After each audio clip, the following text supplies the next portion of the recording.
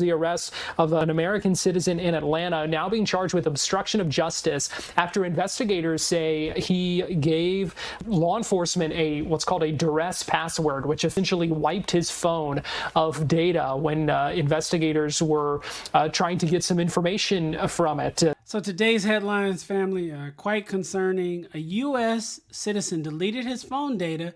Now he faces felony charges. So what happened? Well, federal prosecutors are charging Samuel Tunnick with obstruction because during a customs search, he entered a passcode that wiped his phone.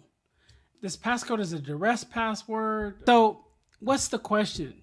First, did he do something illegal? Is he a criminal because he tried to protect his privacy? And also, more importantly, what do you do in that same exact situation? What do you do? Okay, how do you protect your digital privacy without looking at a felony charge from a federal prosecutor? Well, let me kind of settle what happened. He went on vacation. He went to the Dominican Republic. He had an amazing time. He's coming back through Atlanta's Hartsfield Airport. He gets flagged for secondary inspection by CBP. So they pull him into one of those rooms, and I'm sure these rooms are scary. And they're like, hey, we need to see your phone. And he says no. He asked for a lawyer. Unfortunately, during a custom search, you don't have a right to an attorney. Eventually, he relents, puts the passcode in. What do you think happens? Immediately, the screen flashes. The entire phone is wiped, irreversibly wiped. He was using a feature in Graphene OS. This is a privacy-focused version of Android. And literally, you put this Duress passcode in, and it will wipe your phone. This is what's really just crazy for me. He's not charged with a privacy crime. He's charged under a federal statute, United States Code 18, Section 2232. This is a statute you get charged with when you're destroying evidence that's trying to be lawfully seized. If you ever see the movies where they're throwing the papers into the fire, federal prosecutors are treating his digital information just like physical information. And so think about it. And this also makes me uncomfortable. Whether you support the Customs Border Patrol or Mr. Tunnick's rights more, whatever your politics are, Customs Border Patrol already has the right to seize your phone, to search your phone without a warrant, without probable cause, without even reasonable suspicion. They can execute a manual search. If they do execute the search and they feel like a forensic search is required, they have to get a supervisor's approval. A deeper analysis. But this is a key. They're not prosecuting him for privacy. They're prosecuting him for what he did after they asked for his phone. The actions he took in this situation have led to him facing 5 years in federal prison. And so is there a legal way to protect your privacy? Of course. But what he did, I don't want to criticize him. The case is still pending. He's pleaded not guilty. Using little tricks, or looking at an article one time on the internet and then following whatever they say, that's not the way to do it. Let professionals guide you through this.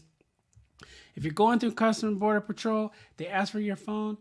A U.S. citizen or green card holder cannot be denied entry for not unlocking their phone. So don't unlock it, give it to them.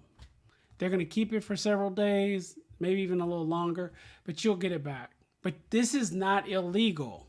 Okay, they may do, like I said earlier, a forensics analysis. They'll get supervisor approval for this, and they may keep it a little longer. But let me give you a playbook of what to do. I'm positive, okay? Let me tell you what to do when you travel.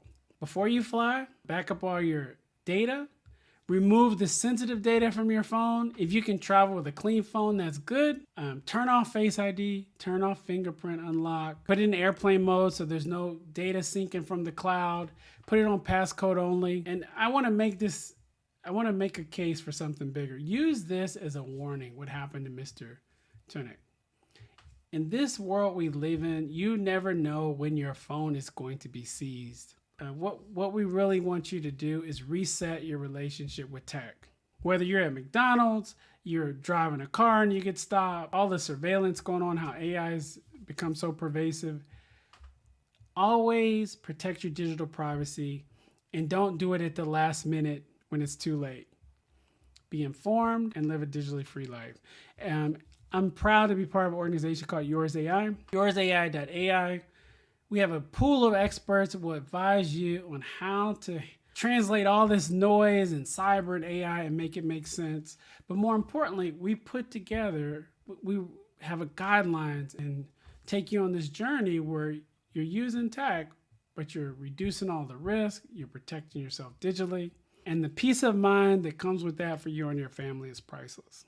So we can't guess anymore when it comes to privacy, okay? We don't want anyone looking at 5 years in prison. The fix is simple. Just do a reset on how you're using tech and let us show you how to do that. Thank you for tuning in to this episode of AI and Cyber Unfiltered. If you want more videos, you can check us out at yoursai.ai. Right now, the memberships are free. We really just want to help. Until next time, this is Frank Satterwhite.